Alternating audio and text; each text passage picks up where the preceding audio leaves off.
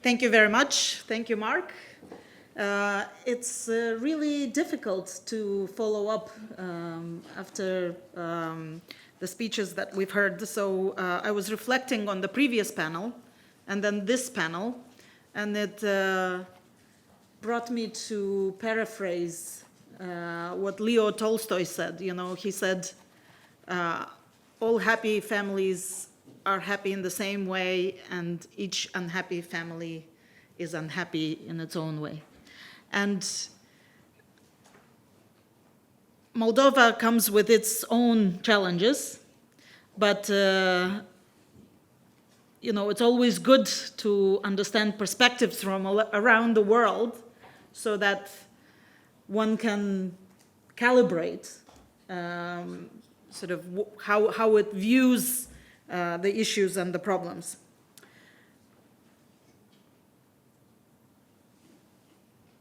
I have a speech prepared. I must say, I'm moved. You know, it's the challenges that we face are grave, but how it affects everyday life is a bit different. And it also makes me double down on our feelings of gratitude to Ukraine, because we feel like the fight that Ukraine is bravely fighting is also helping Moldova, although very much affected by the war in Ukraine, but it's helping Moldova stay peaceful and stay on the course to what it sees more prosperous life for its citizens.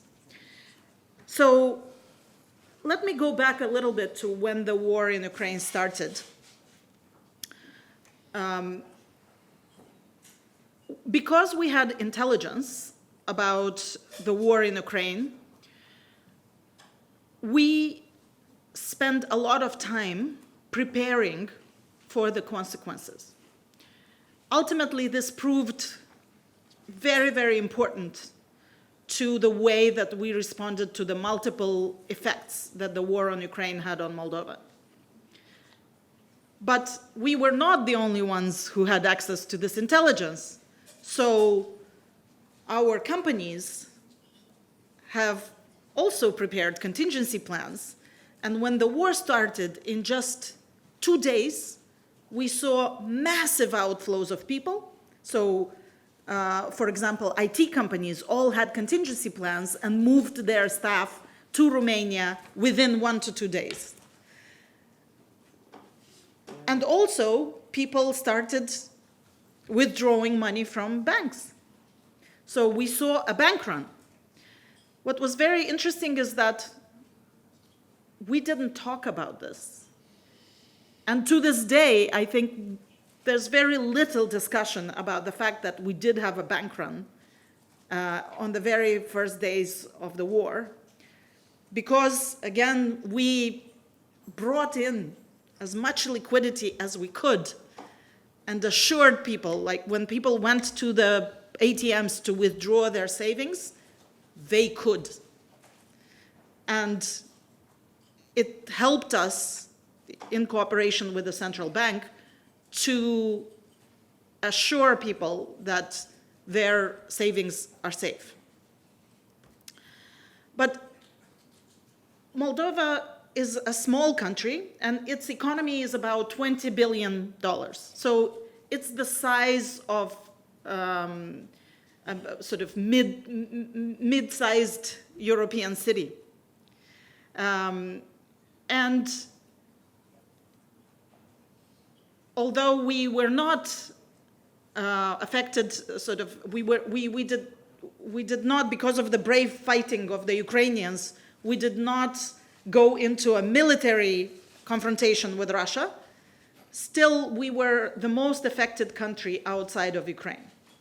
So not only did we have a massive refugee crisis, I talked about it yesterday a little bit, so we received at the highest point about 125,000 people for a country of 2.4 million people. And overall, we saw about 800,000 people go through Moldova. So as you can understand, this is like half of the country. If you sort of calculate proportionately, it would be like Berlin, for example, accepting about 2.53 million people over a course of several days.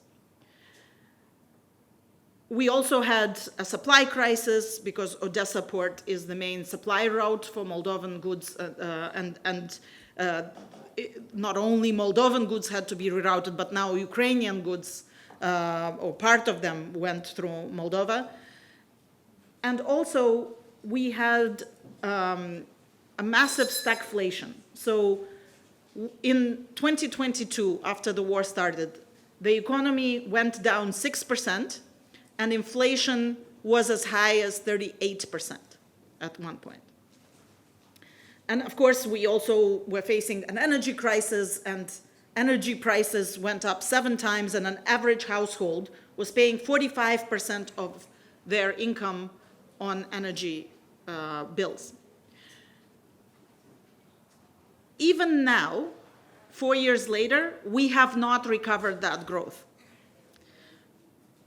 And we have made extraordinary strides towards our European integration goals. So we became a candidate country, and we made extraordinary efforts for reform. So Moldova has been punching above its weight since 2020, 2021.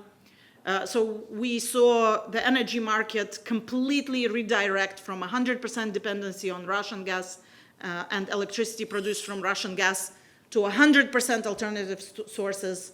We now are building a high voltage interconnection with Romania and a part of the electricity transportation system of Europe. We are doing a massive judicial reform with external vetting of judges and prosecutors. We are introducing reforms on economic governance. And yet, even though we are doing everything by the textbooks, finally, in Moldova's history, I think we have never seen such determination and such reforms, but the investors are not coming. Because when investors are making their calculus, they don't see the incremental effects of our economic governance reforms and judicial reforms. What they are seeing is a war in the neighborhood and extraordinary risks. And you cannot reform away a war. So just at the time when we are making the reforms that should in principle bring us more investment and more prosperity, we are very much struggling with investments. And so one point that I want to make is that for a country like Moldova, it is very important to have financial instruments for European investors that can help these investors share some of the risks that the country poses, and this will provide more support to the country than even bilateral aid.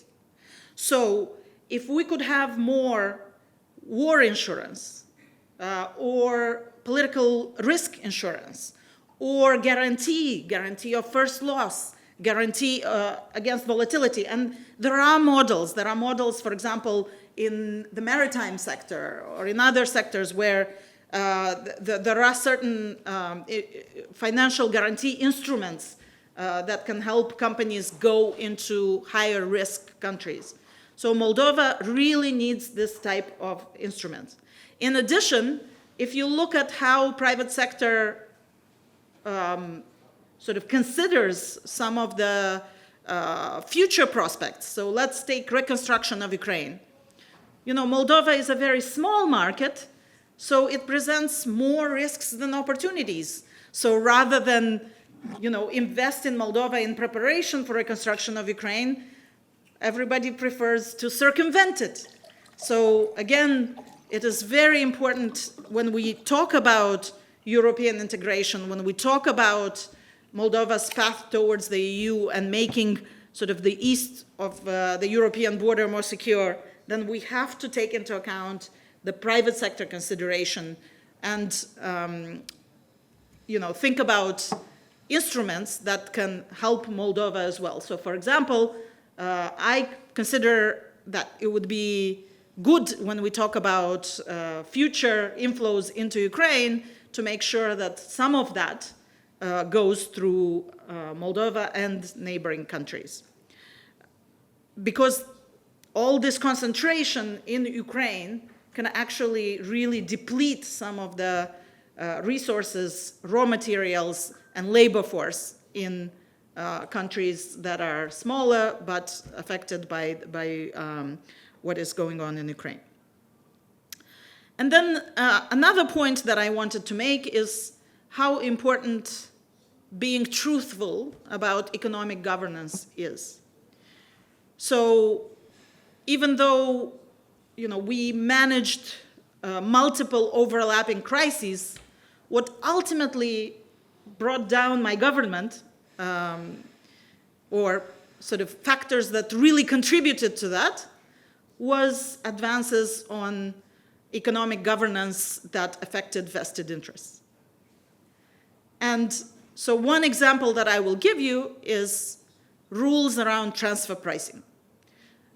For small countries like Moldova, this ability of companies to, for example, negotiate tax regimes in certain countries and then take money as sort of payments for services or for consultancy that the sort of mother company is providing, it actually can take away a lot of resources from the country. So at some point, we looked at sort of outlying outflows. So in a data set, if you look at outliers, right, and you look at sort of how much money left Moldova, it is equivalent to what has been taken from Moldova in the 2014 banking fraud, which was at that time around 12% of GDP. So this, and some of our most reputable foreign investors do it as well. And so when we introduced rules around transfer pricing, this was, of course, very much resisted by private sector companies, and one of the first decisions of the government that followed my government was to weaken the rules on transfer pricing. So some of the work that international organizations like the OECD, for example, that is doing to regulate against some of these tax optimization is very important and can help countries like Moldova as well. So to conclude, what I'm calling for is, proper incentives. If there are reforms, we should think about how to follow that up with investment and proper incentives for investment, particularly for a country like Moldova that is striving to become part of the EU. And second, let's think about economic governance and let's be truthful about it. And this can have a much higher impact on the prosperity and of the country and the well-being of the people than some of the bilateral aid that receives a lot more attention in the news. Thank you.